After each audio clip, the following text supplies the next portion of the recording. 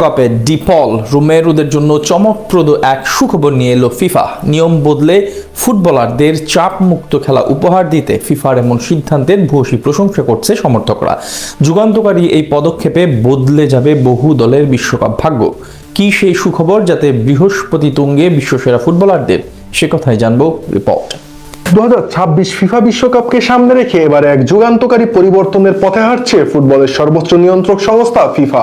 রক্ষণভাগের ফুটবলারদের জন্য যা বড় এক স্বস্তির খবর। মাঠের ফুটবলে রক্ষণ সামলাতে গিয়ে যারা বরাবরই আগ্রাসী মেজাজে থাকেন, সেই ক্রিস্টিয়ান রোমেরো কিংবা আরাউহোদের মতো ডিফেন্ডারদের জন্য বড় এক আশীর্বাদ হয়ে আসছে ফিফার এই নতুন নিয়মটি। বড় আসরে কার্ডের খড়গে পড়ে গুরুত্বপূর্ণ ম্যাচ মিস করা ফুটবলারদের জন্য নতুন কিছু না। আর এই দুঃস্বপ্ন থেকে ফুটবলারদের মুক্তি দিতেই এবার নড়ে চলে বসেছে ফিফা। বিশ্বকাপের ইতিহাসে এতদিনকার নিয়ম ছিল টুর্নামেন্টের শুরু থেকে কোয়ার্টার ফাইনাল পর্যন্ত যে কোনো 2 ম্যাচে হলুদ কার্ড পেলেই পরবর্তীতে 1 ম্যাচের নিষেধাজ্ঞা ভোগ করতে হতো ফুটবলারদের। কিন্তু 2026 বিশ্বকাপে পাল্টে যাচ্ছে দৃশ্যপট। যেহেতু এবারের আসরে দলের সংখ্যা 32 থেকে বাড়িয়ে 48 করা হয়েছে, তাই নকআউট পর্বে যোগ হয়েছে বাড়তি একটি রাউন্ড। আর এই দীর্ঘ পথ পাড়ি দিতে গিয়ে ফুটবলারদের উপর কার্ডের ঝুঁকিও বেড়েছে কয়েক গুণ। ফিফা মনে করছে সেমিফাইনালের মতো মহাগুরুত্বপূর্ণ ম্যাচে যদি কোনো তারকা ফুটবলার অনুপস্থিত থাকেন কেবল 2টি হলুদ কার্ডের কারণে, তবে সেটি দর্শকদের কাছে বড় ম্যাচের আবেদন কমাবে, ফুটবলের বাণিজ্যিকীকরণে যা নেতিবাচক ভূমিকা রাখতে পারে।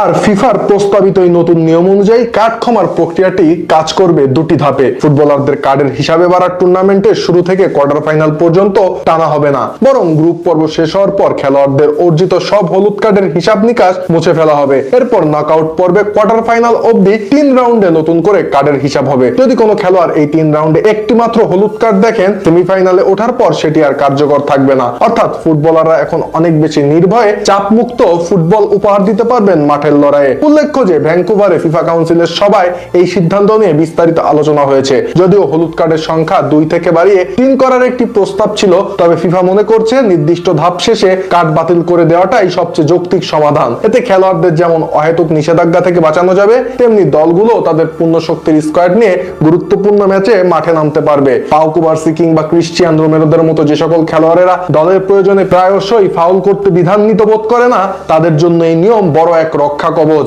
ফিফার এই নতুন নিয়মে তাদের মতো আগ্রাসী ডিফেন্ডাররা এখন নকআউট পর্বে আরো বেশি আত্মবিশ্বাসের সাথে ট্যাকেল করতে পারবেন, কারণ এখন আর আগের মতো তাদের মাথায় কার্ড নিয়ে কোনো বাড়তি দুশ্চিন্তা থাকবে না। মূলত যুক্তরাষ্ট্র, কানাডা ও মেক্সিকোর যৌথ আয়োজনে 11 জুন থেকে শুরু হতে যাওয়া এই বিশাল কর্মযজ্ঞে ফুটবলের রোমাঞ্চ ধরে রাখতেই ফিফার এই উদ্যোগ। সমর্থকদের মতে ফিফার এই সিদ্ধান্তে ফুটবলারদের মানসিক চাপ কমবে এবং মাঠের লড়াই হবে আরো বেশি গতিময় ও প্রাণবন্ত। শেষ পর্যন্ত এই নিয়ম কার্যকর হলে 2026 বিশ্বকাপ যে দলগুলোর ভাগ্য বদলে দেবে তা আর বলার অপেক্ষা রাখে না। তাই তো ফুটবলারদের জন্য ফিফার এই বিশেষ উদ্যোগ বিশ্বজুড়ে প্রশংসা কুড়াচ্ছে।